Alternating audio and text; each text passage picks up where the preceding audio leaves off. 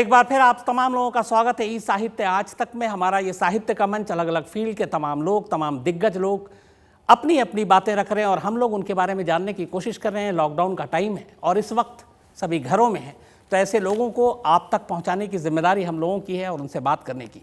इस वक्त जो हमारे ख़ास मेहमान हैं वो मैं खुद उनका फ़ैन हूँ, बहुत बड़ा मुरीद हूँ। नेशनल अवार्ड विनर हैं और इनकी जो फिल्में हैं वो फिल्में जिस तरीके की स्टोरी टेलिंग होती है, कहानियाँ हैं, वो अपने आप में कमाल की होती हैं। सिर्फ नाम बताऊंगा, मुझे लगता है आप में से हर एक ने तमाम फिल्में देखी होंगी। अ वेडनेसडे पता नहीं मैंने कितनी बार देखी, इसके अलावा बेबी, इसके अलावा स्पेशल 26, रुस्तम, आपको MS Dhoni, the untold story, Aiyaary, ऐसी तमाम फिल्में हैं जिन्होंने बनाई, आज हमारे साथ हैं और बड़ी खुशकिस्मती की बात है हम लोगों की। नीरज पांडे साहब, बहुत बहुत आपका स्वागत है नीरज भाई इस प्रोग्राम में। धन्यवाद, बहुत बहुत धन्यवाद। मैंने आपकी फिल्मों के नाम लिए बहुत सारे, बट मैं इनके ऊपर बाद में बात करूंगा। मेरी एक पहली चीज़, क्योंकि मुझे पता चला कि आप शेर व शायरी के बहुत बड़े शौकीन हैं और मिर्ज़ा गालिब आपके बड़े आइडल हैं और मिर्ज़ा गालिब के शेर आप बहुत ज़्यादा उसको फॉलो करते हैं और इत्तेफाक से मैं भी। तो मेरी ये एक सवाल भी और शिकायत भी है कि गालिब साहब को भी आपने डेंजर जोन में झोंक दिया, ऐसा क्यों किया आपने? आप क्राइम के वर्ल्ड से इतने वाकिफ हैं और आपको ये शिकायत तो शोभा नहीं देती है कि गालिब का नाम डेंजर के साथ क्यों जोड़ा जा रहा है। अगर आपने नॉवेल पढ़ी हो। शिकायत नहीं है सर, मैंने कहा डेंजर जोन में क्यों ले गए आप गालिब साहब को? हाँ, तो दैट्स द पॉइंट। मैंने ये महसूस किया और मैं ये ऐसा मेरा यकीन है कि उनकी जो शायरी है वो आप किसी भी दुनिया में और किसी भी जोन में अगर उसको रखें तो बड़ा sense, it makes complete sense. और उसके जो मायने हैं वो उन दिनों जब वो लिखते थे तब भी उसके मायने उतने ही रेलेवेंट थे जितना कि आज है। और जैसा कि जो हमारा प्रोटैगनिस्ट है गालिब डेंजर का, उसका मानना है कि भाई आपको एक इंट्यूटिव अंडरस्टैंडिंग होनी चाहिए गालिब की शायरी के साथ, और आपकी जिंदगी के जितने भी प्रॉब्लम्स हैं आपको उन सब का हल गालिब की शायरी में मिल जाती है। ये आपको मैंने पढ़ा था कहीं कि अचानक जब ये आपने किताब लिखी गालिब डेंजर, एक तो ये नाम ही अपने आप में ऐसा है कि लोगों को अपनी तरफ खींचता है, और उसमें कहीं जिक्र था कि एक अंडरवर्ल्ड के लोग भी गालिब की शायरी से सॉल्यूशन कैसे निकाल सकते हैं। तो मैंने कहीं पढ़ा कि इस किताब को लिखने का और ये थीम, ये आइडिया आपको किसी एक रेड लाइट के पास मिला था जहां आप कहीं रास्ते में थे, गुजर रहे थे, तो अचानक ये ख्याल कहां से आ गया? हाँ, मैं गाड़ी में था और एक सिग्नल पे था और मैं एक मीटिंग से निकलकर अपने दफ्तर की ओर जा रहा था और अपनी गाड़ी जो है एक सिग्नल पे आकर रुकी और ये काफी कुछ चल रहा था मेरे दिमाग में एक सब्जेक्ट को लेके। और हुसैन जैदी जो कि मेरे बड़े अच्छे मित्र हैं, उनकी काफी दिनों से ये शिकायत थी कि मैं उनके लेबल की जो पहली किताब है वो लिखूं उनके लिए और वो अपनी लेबल लॉन्च करें। उनका ब्लू सॉल्ट करके उनका एक लेबल था और अचानक ऐसा लगा कि मतलब दोनों चीजें एक साथ जो है आकर मेल खा रही हैं। इसी आइडिया पे थोड़ा काम शुरू हुआ और धीरे धीरे I ended up writing this novel. पूरी जब आपने इसमें कहानी लिखी, और जाहिर सी बात है जिस तरीके से आपके बारे में है कि गालिब की शायरी के भी आप एक तरह से बहुत बड़ा शौक रखते हैं, तो आगे बढ़ो उससे पहले कुछ गालिब के शेर अच्छे याद हों जो आप इस वक्त शेयर करना चाहें? गालिब का मतलब अब मैं मेरे जबान से सुनेंगे तो आपको जो थोड़ी बहुत मोहब्बत है आपको वो भी नहीं, मोहब्बत बरकरार रहेगी, मोहब्बत बरकरार रहेगी। एक दो लाइनें हैं जो मैंने बुक में भी यूज नहीं की है, but it's very dear to me. दोनों जहान दे के वो समझे ये खुश रहा, यहाँ आ पड़ी ये शर्म की तकरार क्या करे। वाह वाह वाह। वैसे गालिब साहब के साथ तो मैं ऐसा जुल्म नहीं कर सकता, लेकिन गालिब साहब ने जो लिखा है और वो जो आप अपनी फिल्मों में जिस तरीके से कहानियाँ बयान करते हैं, वो एक लाइन को हेर फेर करूँ आप पे बहुत सूट करता है। वो लाइनें आपने कहीं जिक्र भी किया है, वो है कि हैं और भी दुनिया में सुखनवर बहुत अच्छे, कहते हैं कि नीरज का है अंदाज़े बयां। और शुक्रिया, बहुत बहुत या शुक्रिया। आपकी फिल्मी कहानियों के लिए। अब आगे बढ़ूं आपकी बाकी चीज़ें उससे पहले, अभी मैंने हाल में आपकी सीरीज देखी और मैंने, आप यकीन मानेंगे, 2 दिन में ही सारे देख डाले थे, स्पेशल थैंक ऑप्स। यू जी। अब इस पार्लियामेंट अटैक से चूंकि मैं जुड़ा हुआ था, उस वक्त मैंने इसकी पूरी रिपोर्टिंग की थी और लगातार मुझे याद है कि दिन रात हम लोग एक ही जगह पे होते थे पार्लियामेंट हाउस के बाहर। तो उसमें जो कैरेक्टर थे और जो 5 फिदायीन आए थे पार्लियामेंट अटैक के दौरान जो मारे गए थे, हैदर, हमजा, जी राजा, राना, अता, ये 5, आपकी सीरीज जी ने एक चौंकाया कि एक छठा कैरेक्टर है और उस छठे कैरेक्टर जी की किसी ने बात नहीं की। मामला दिल्ली पुलिस की स्पेशल सेल जो है उस वक्त जांच कर रही थी। तो ये छठे कैरेक्टर कहाँ से आया और कैसे आपने फिर इसके ऊपर पूरी सीरीज बना डाली? जैसा कि आपको पता है, मतलब series was basically a work of fiction. एक रियल इंसिडेंट के बैकड्रॉप पे जो है वो पूरी की पूरी कहानी जो है वो सोची गई थी। मैंने एक्चुअली आपका इंटरव्यू जो अफजल गुरु के साथ था, जी। जो हमारे रिसर्च मटेरियल के दौरान, that was a very important interview that came our way, और मैंने वो इंटरव्यू भी देखा। मैं एक्चुअली आपसे पूछना भी चाहता था कि आपने ये मैनेज कैसे किया था, ये जो इंटरव्यू। एक्चुअली जब ये इंसिडेंट हुआ उस वक्त भी रमज़ान का महीना चल रहा था और मुझे याद है जी कि सुबह से हम लोग वहीं खड़े होते थे, स्पेशल सेल का दफ्तर है लोधी कॉलोनी पे वहाँ बाहर, और कोशिश यही थी, मैं भी नया नया एकदम टीवी में आज तक में आया था प्रिंट से, कि ये इंटरव्यू हो जाए एक बार, कोशिश हो रही थी। और स्पेशल सेल उस वक्त एसीपी राजवीर थे जो अब इस दुनिया में नहीं है, और अशोक चांद जी जी डीसीपी जी हुआ करते थे। तो जी हम लोगों का बस ये था कि किसी तरह से इंटरव्यू हो जाए, लेकिन चूंकि वो कस्टडी में था और कई सारी ऐसी कानूनी बंदिशें हैं कि आप इस तरह का इंटरव्यू एक हाई प्रोफाइल मामले में नहीं हो सकता है। लेकिन उस वक्त जी मुझे जो लगता है, सेंट्रल गवर्नमेंट ये चाहती थी कि इस अटैक में जो एक शख्स जो सारा खुलासा कर रहा और जो बच गया, बाकी तो 5 मारे गए थे, इसका अगर जी इंटरव्यू और इसके साथ पाकिस्तान का पूरा कनेक्शन पार्लियामेंट अटैक का, ये अगर लोगों तक पहुंचाना है तो शायद कुछ मीडिया हाउसेस को इसके इंटरव्यू के लिए इजाज़त दी जानी चाहिए। तो यही सोच कर, और लाल कृष्ण आडवाणी जी उस वक्त होम मिनिस्टर थे, तो उन्होंने फिर इजाज़त दी। तो फिर अल्फ़ाबेटिकली चैनल के नाम के हिसाब से 2 या 3 चैनल को इस इंटरव्यू का मौका मिला। लेकिन उसमें ये थे कि स्पेशल सेल के जो अफसर थे वो लगातार वहीं पे बैठे हुए थे और उनकी जी मौजूदगी में ये इंटरव्यू हुआ था। हालांकि उन्होंने कोई दखल नहीं दिया सवाल और जवाब को लेकर, लेकिन उनके सामने, बिल्कुल। और ये ऊपर से ऑर्डर हुआ तभी मुमकिन हो पाया था, वरना शायद नहीं होता। हाँ, तो ये इट्स अ जी, यूनिक इंटरव्यू। वो थैंक मेरे यू ख्याल से वेरी ऐसा मच। दोबारा। जी जी और जब हम लोग रिसर्च कर रहे थे इस प्रोजेक्ट के ऊपर, तो of all the things that came our way, this interview was very very important for us to understand what was going on. 2001 की बात है, आज जी से 19 साल पहले। तो it helped us a lot. आपका सवाल ये था कि उस छठे आदमी को हाँ। लेकर, तो ये बेसिकली एक जब जब मैं बेबी फिल्म के रिसर्च में था, तो that was my first introduction to this entire parliament attack in detail.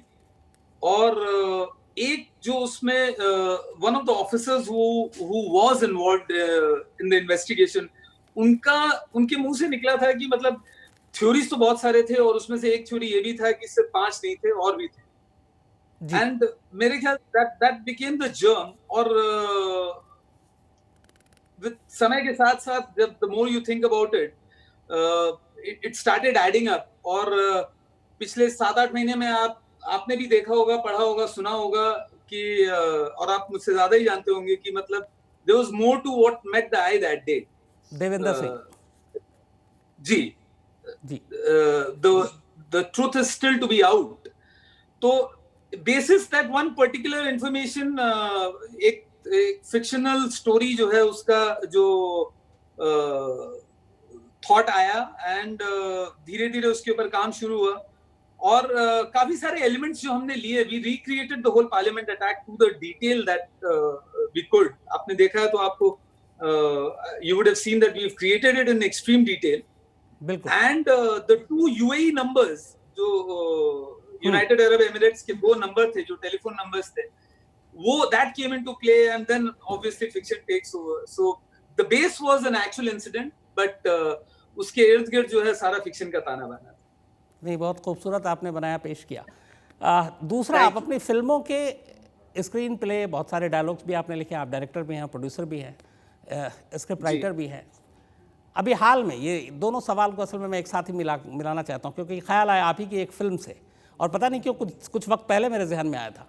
अभी देश में कोरोना है, इस कोरोना को लेके भी बीच में कुछ ऐसी चीज़ें हुई जिसको अलग अलग रिलीजन से भी जोड़ने की कोशिश कर दी गई, कुछ ऐसे इंसिडेंट हुए। बहुत ही बेहतरीन उस पर आपके एक फिल्म का डायलॉग था, बल्कि आपकी मेरी जो फेवरेट फिल्म है आपकी बनाई हुई अब तक, अ वेडनेसडे, कि उसने मुझे अपना नाम बताया था, लेकिन मैं ये नाम किसी को नहीं बता सकता क्योंकि इंसान नाम में मतलब ढूंढ लेता है जी। वही चीज़ें बीच में हो रही थी। तो ऐसी चीज़ें, ऐसी लाइनें भी आप जाहिर सी बात है समाज से उठाते होंगे जो हमारे आसपास चीज़ें हो रही हैं। बिल्कुल, और ये अभी उठा नहीं, ये तो मतलब हमारे बीच से गया ही नहीं कभी, ये तो हमारे बीच ही रहा। और अफसोस की बात है कि मतलब ये हमारे बीच रहता आया और हम इस बारे में कुछ नहीं कर पाए हैं। तो मेरा मानना ये था कि 2007-8 में जब ये फिल्म बनी, तब ये समस्या जितनी बड़ी थी उतनी आज भी है, और जितनी जल्दी हम इसका हल निकालें उसी में हम सबका हित है, और उसी हल में जो है इस देश की उन्नति और प्रगति का सवाल है।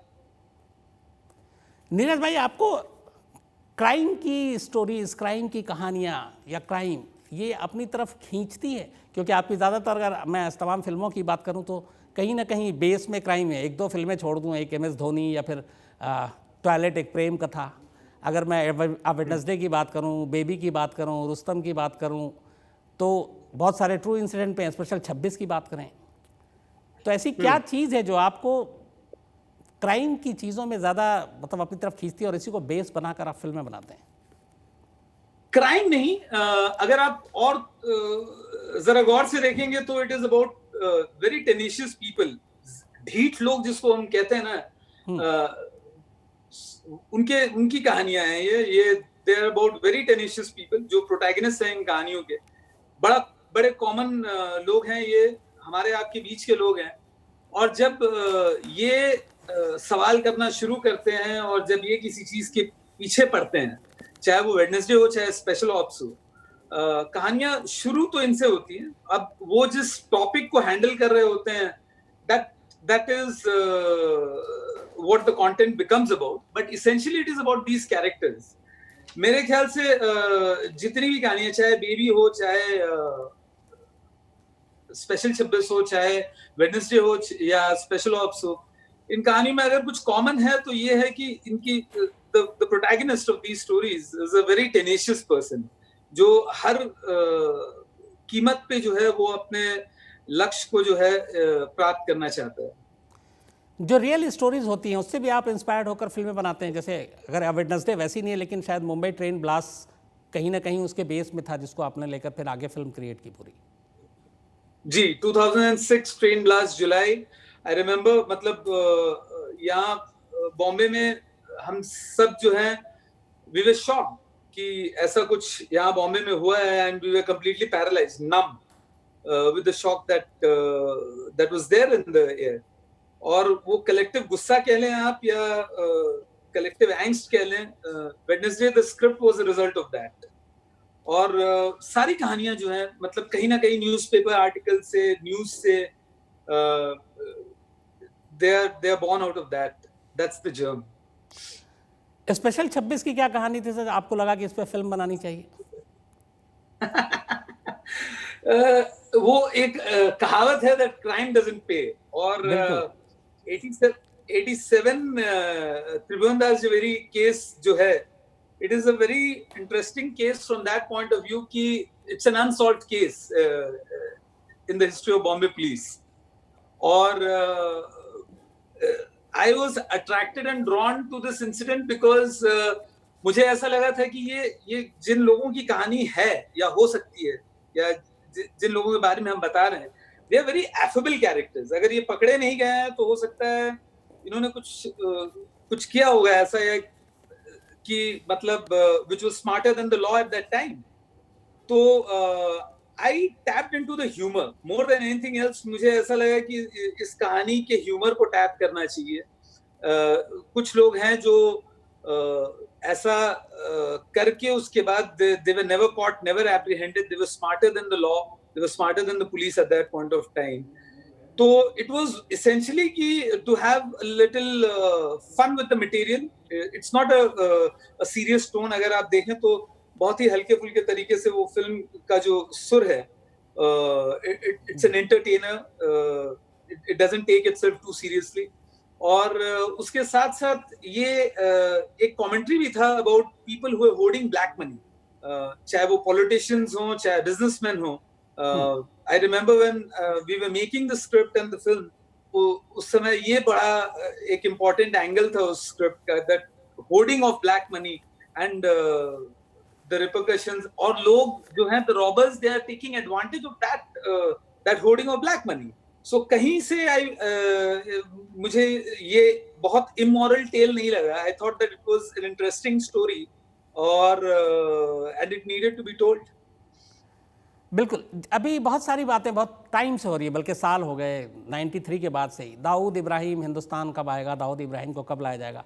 आपने एक फिल्म बनाई थी बेबी, हालांकि उसमें दाऊद इब्राहिम का नहीं था, लेकिन वो एक और था, किसी टेररिस्ट को किसी तरीके से इंडिया लेकर आना था, तो जी वो आपने फिल्म बनाई। कभी आपको लगा कि अब डी कंपनी के ऊपर भी फिल्म बनानी चाहिए? बहुत मटेरियल बन चुका है ऑलरेडी, और अगर आप टाइमलाइन पे जाएं तो मेरे ख्याल से बेबी के पहले कुछ 6 या 7 महीने पहले, साल भर के अंदर अंदर ही निखिल की फिल्म आई थी, D day, which was on a very similar subject and all that. So and obviously आप वही कहानी नहीं कहना चाहते हैं, आप चाहते हैं कि कुछ नया हो आपके पास। तो दाऊद के बारे में बहुत कहानियां बन चुकी हैं, और वो जो हाइपोथेटिकल एक्सट्रैक्शन की बात करते हैं उस पे भी बन चुकी थी। So there was no novelty left in that subject. तो नीरज साहब, आप नया क्या कर रहे हैं? आप चलिए, वो तो नॉवेल्टी नहीं है, लेकिन आपकी जो एक पहचान बन गई है इस तरह के क्राइम थ्रिलर और जो रियल स्टोरीज होते हैं क्राइम की दुनिया की, उसको उठाकर, तो इस दौरान में लॉकडाउन में आपको काफ़ी फुर्सत भी मिली होगी सोचने की भी, लिखने की भी, तो कुछ हम लोग उम्मीद करें आपसे नया जल्दी? हम सब चाहते हैं कि मतलब जितनी जल्दी हो हमारी लाइफ जो है वापस किसी नॉर्मलसी पे आए और वापस हम काम शुरू करें। फिलहाल मैं जो है अभी चाणक्य पे काम कर रहा था बिफोर द लॉकडाउन स्टार्टेड, और लॉकडाउन के बाद मैं और मेरे राइटर है मनोज, उनके साथ मैं स्क्रिप्ट पे ही बैठा, और वही हम लोग करते हैं नॉर्मली, दिन में 1 घंटे 1.5 घंटे जो भी हमें मुनासिब लगे, हम उसके स्क्रिप्ट पे ही पॉलिशिंग में लगे रहते हैं। बाकी पढ़ना लिखना जो है वो सब चालू रहे, एंड स्पेशल ऑप्स की भी बात चल रही है उसके अगले सीजन के बारे में, तो जल्दी I hope will have some announcement to make on that as well. हाँ, चूंकि आपकी अब अलग अलग जो खासियत है वो उभर कर आ रही है। अब तक आप फिल्म डायरेक्ट कर रहे थे, अब आपने बुक भी लिखी, लेखक भी बन गए, वेब सीरीज पे भी आप उतर आए, स्पेशल ऑप्स तो हो ही गया, तो अब हम लोग पार्ट 2 और बाकी इस तरह के सीरीज का भी मतलब उम्मीद रखें? नहीं, लिखना और डायरेक्शन तो पहले फिल्म से ही था, तो उसमें कुछ नया नहीं है। अब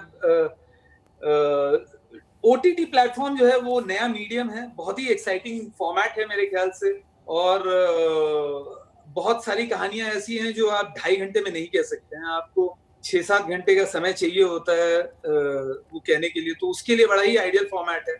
कुछ अलग तरह की कहानियां भी आप बोल पाते हैं इस फॉर्मेट में, जो कि फिल्म मीडियम के लिए मुनासिब नहीं है। तो जाहिर सी बात है उसके तरफ हमारे पास भी काफी सारी कहानियां हैं जो हम जानते हैं कि मतलब इस पे फिल्म नहीं बना पाएंगे, तो वो इस फॉर्मेट के लिए बड़ा सूटेबल है, तो उस पे काम जो है हम लोग चालू करना चाहते हैं। तो we consider ourselves as story tellers, तो जिस भी फॉर्मेट में हमें अपॉर्चुनिटी मिले, हमें उसमें कहानी कहने का मौका मिले, तो हम जरूर कहेंगे। हम लोगों को एक ये भी उम्मीद थी कि शायद गालिब डेंजर हमें पर्दे पे देखने को मिलेगा, और बीच में कहीं सुना भी था, कभी आपका ख्याल था? नहीं, ख्याल है, था नहीं, अभी भी बिल्कुल है, और होपफुली बहुत जल्द इस पे भी काम शुरू करेंगे। अभी फिलहाल फिल्म के, जहां तक फिल्म का सवाल है, चाणक्य पे फोकस है। एक बार चाणक्य पे काम शुरू हो तो अकॉर्डिंगली देन बाकी सब चीजों पे विल टेक अ कॉल। आपके इस चाणक्य के लिए बहुत बहुत आपको शुभकामनाएं नीरज भाई, और दिल से ये है कि आप इसी तरह अच्छी फिल्में बनाते रहें, हम लोगों का मनोरंजन करते रहें, और अपना ख्याल भी रखें। थैंक यू सर, आपने बात की हम लोगों से, बहुत बहुत शुक्रिया, धन्यवाद आपका। Thank you so much, thank you.